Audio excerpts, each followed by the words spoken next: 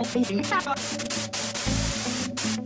is not the solution to our problem. Government is the problem. We can meet our destiny to build a land here that will be for all mankind a shining city on a hill.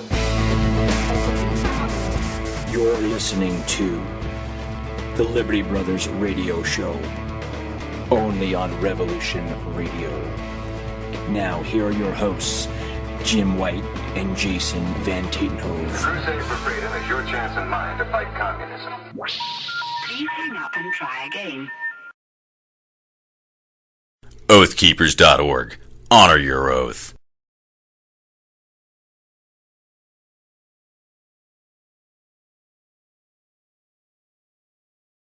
You know, speaking of training, Stewart, and that'll segue into my next question. You mentioned it earlier, the Jade Helm 15 exercises. You have, I'm sure, high-level contacts, and you have people that probably are still serving or have served and have contacts. I don't necessarily need you to blow any operational security, of course, but do you have any thoughts on Jade Helm? We've heard everything from it's a harmless exercise to it's going to be taking out people on the red list and everything in between. Do you have any thought on that? The seriousness of it? I think the best place to start is with facts. So here are some critical facts, like the elephant in the room no one wants to look at. Fact number one, this is just barely a year since Bundy Ranch. Okay? And at Bundy Ranch, what did you have? You had a very close call for a shooting war between current serving, including some contractor guys who had just gotten out of SF. Dan Love was SF. And I know from talking to an SF sniper here in the Flathead Valley that he had other teammates that were there. So you had well-trained, military-trained snipers on the BLM side. Across from them, looking back at them through their scopes, were military veterans who were just as well-trained, if not better trained. You had Scout Sniper Marines, MARSOC Marines, Navy SEALs, Special Forces veterans, a whole bunch of Marine infantry vets on the airborne. They were all on the other side. And all we were taking is one shot. One negligent discharge would have been enough, probably. Just like Lexington Green, we might never have known who did it, but it would have been on.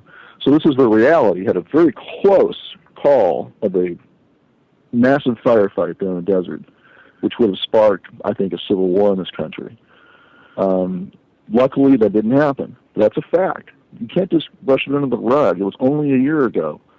And so, and the Obama administration, Eric Holder, Barack Obama, Harry Reid, all got a black eye. They backed down in a very public way to those cowboys on horseback, backed up by veterans. They backed down and blinked.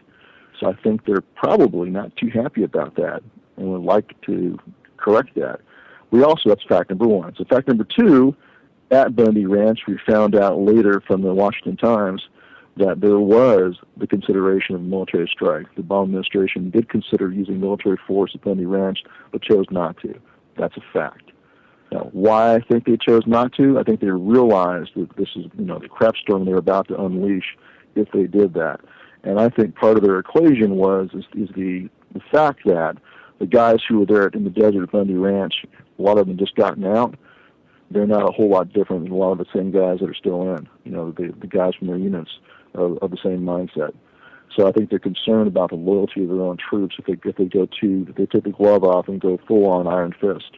So I think that's a fact number two, is that we came very close to them using military force, and that again would have sparked a civil war. Third fact, there was a DOD memo that was also disclosed right after Bundy Ranch. The DOD memo written in 2010 authorizes the use of military force upon the request of almost any public official, whether state or military, or state or federal, to any local military commander. Very low threshold for the use of military force domestically. And it's all about domestic. It says in it, it's one of the reasons why it could be used, whenever a local or state government either fails or refuses to assist the federal government in protecting its property or its interests. So I found that very interesting. They're contemplating a possible nullification scenario where a constitutional sheriff or a state governor or legislature says, hey, we're not going to help you enforce that crap in our state.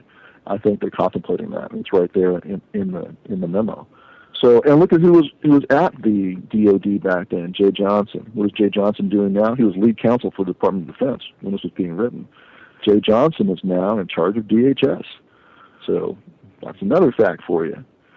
So you add on these facts of just very recent history, and to them you can add, of course, the fact of the NDAA with the provisions that assert the power of the president to use military force, detention, and military trial against anyone, including U.S. citizens. That's a fact. So, and then you can add on to that the practice of President Obama of having a kill list where he's assassinated American citizens overseas, but the assertion of power is not confined to overseas. It also applies here at home. That's another fact. So you have all of these facts, and then you can say, well, how do you know that the Special Operations Forces would ever dare to pull the trigger on Americans? Well, they almost did at Bundy Ranch, some of them. We also now know from Chris Kyle that there were, in fact, some snipers. He was at Katrina and shot people at Katrina.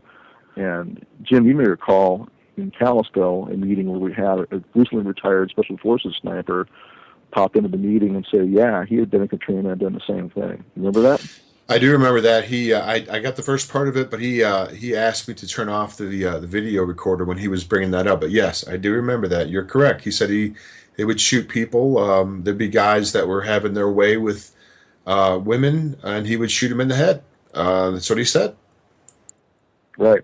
So you can say, well, they were dirtbags and deserved it, and that might be true, but this is the problem, folks, is you've got the U.S. military being used domestically and military-trained snipers, so they will drop the hammer if they see you as a dirtbag.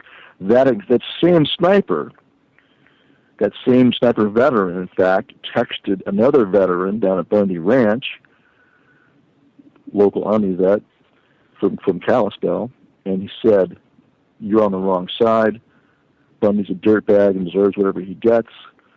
You need to get out of there. This is your final warning. That was his text. I read it on the phone with this veteran. So, there you go. And this is the same guy that told me that his teammates are down there.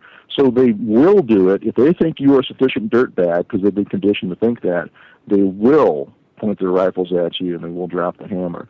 And we can go back to Waco. Delta Force was there, and we know that General Boykin, when he was in Delta Force, personally advised Janet Reno on how to handle that standoff.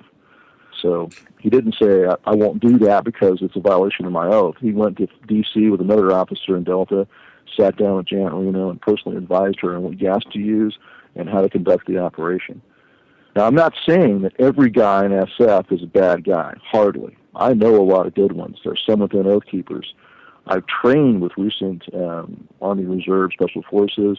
I've trained with guys who just got out of SF.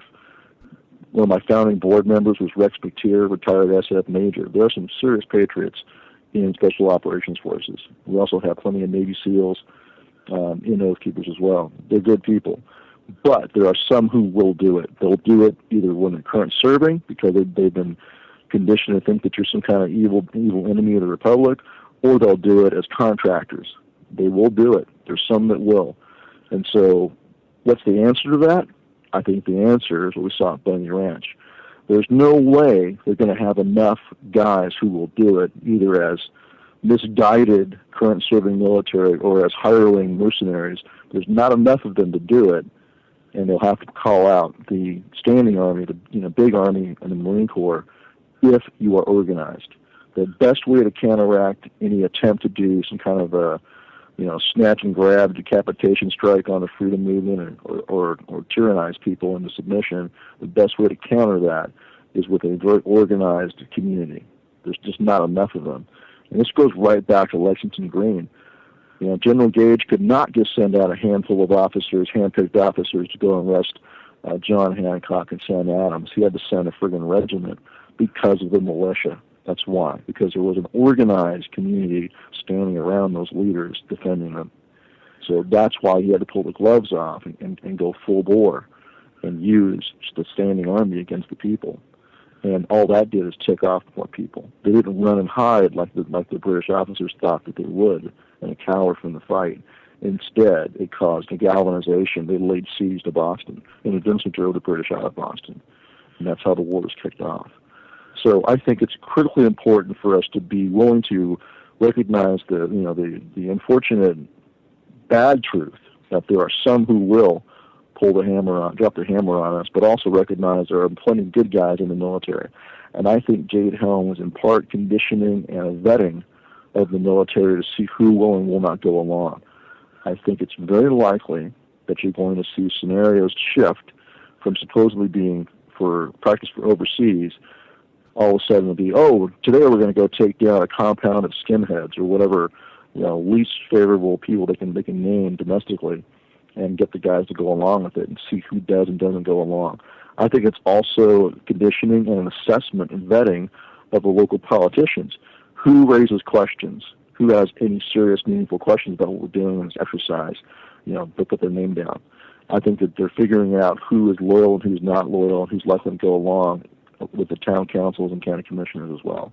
And I think it's also in part intimidation. It's meant to condition the public, those who are not awake and aware. It's just conditioning for them. This is no big deal. This is normal. But for us, those who are awake, I think it's an attempt to intimidate us and say, look, resistance is futile. If you dare to oppose us, this is what will happen. Navy SEALs and Delta Force will come get you. It's like the boogeyman. But once again, there's just not enough of them, presuming all of them even followed the orders, which is not a foregone conclusion. So, I think our best response is to recognize that, to do our part to wake up the current serving that are involved to the manipulation that's going on, and to, like I said, the facts. It's not conspiracy theory to point out everything I pointed out a minute ago. This is all fact. So in that context, back when in the 80s when I was a young paratrooper, if we'd have had exercise like this, I probably wouldn't have blinked. Like, okay, we're getting ready to go invade Afghanistan or something, So we're getting ready to go and fight for the new Shadeen, right? And train them is what we were doing back then.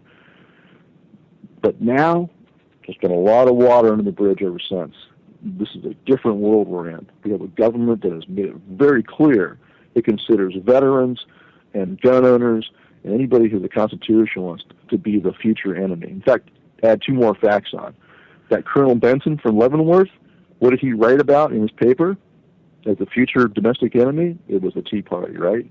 The hypothetical was all about a Tea Party / militia takeover of local town councils and government and how they had to fight back with military force, with the U.S. military coming in. And that was not some low player. This is a guy who's an instructor at the school at Fort Leavenworth where officers go to further their careers. Here's a guy conditioning people.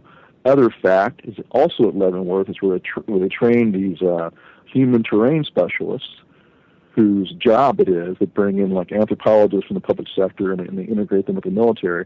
Their job is to go in and do an assessment of the mindset of the population. And they've used them in Afghanistan, and you can bet they're part of Jade Helm here at home. Their job is to go in, and probably doing it right now, when they go in and brief these town councils and county commissioners, I'll bet you there's a human terrain specialist sitting right there watching. This is part of their assessment of where the people are, the mindset of the population.